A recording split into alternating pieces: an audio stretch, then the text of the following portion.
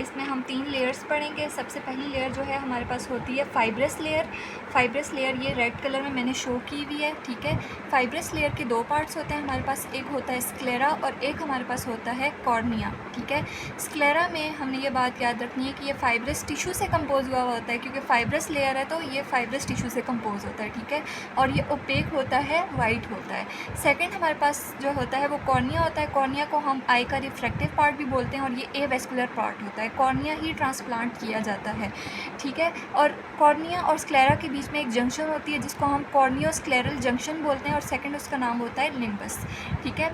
अब उसके बाद हम आ जाते हैं सेकंड लेयर पे। सेकंड लेयर हमारे पास होती है वेस्कुलर लेयर होती है, ठीक है।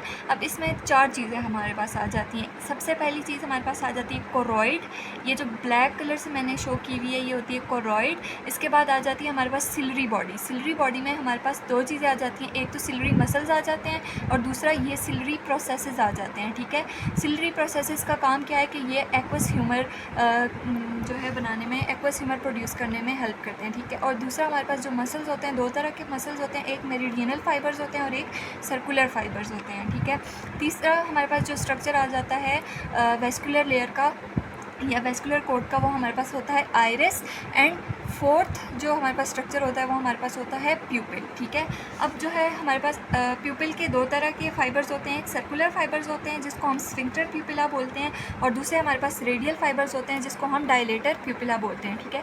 स्फिंक्टर प्यूपिला को पैरासिम्पैथेटिक फाइबर्स ने इनर्वेट किया होता है by oculomotor nerve and radial fibres को हमारे पास sympathetic fibres by the long ciliary nerve, इसको जो है वो इनर्वेट किया होता है, ठीक है। अब हमारे पास थर्ड जो लेयर है उसको हम बोलते हैं नर्वस लेयर ऑफ आई, ठीक है। ये हमारे पास रेटिना है, ठीक है। रेटिना में हम आ जाते हैं। रेटिना में 4 लेयर्स होती हैं, ठीक है। एक हमारे पास पिगमेंट एपिथेलियम होती है, ये जो मैंने शो की हुई है डायग्राम जो है वो मैंने रफ सी बनाई हुई है। ये हमारे पास रेटिनल पिगमेंट एपिथेलियम है। उसके बाद फोटो रिसेप्टर सेल्स आ जाते हैं, रोड्स एंड कोन्स। उसके बाद बाइपोलर सेल्स आते हैं, गैंग्लियन सेल्स आते हैं एंड देन हमारे पास ऑप्टिक नर्व जो है यहाँ से अराइज करती है, ठीक है। रेटिना में हमने एक और पॉइंट याद रखना है कि इसके अंदर होता है fovea centralis. Fovea centralis highest मतलब ये जो है हमारे पास एरिया ऑफ शार्पेस्ट वीएनबी हम इसको बोलते हैं, ठीक है।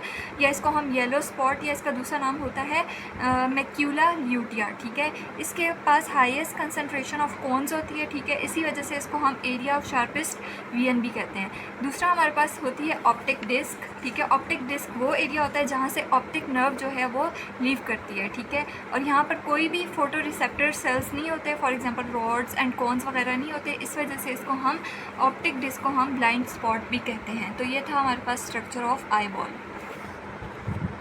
सेकंड पॉइंट ये हमारे पास के जो हमारे पास सिलरी मसल्स होते हैं, ये जो मैंने डायग्राम में शो किए हैं, इनको parasympathetic fibres by the oculomotor nerve innervate कर रहे होते हैं।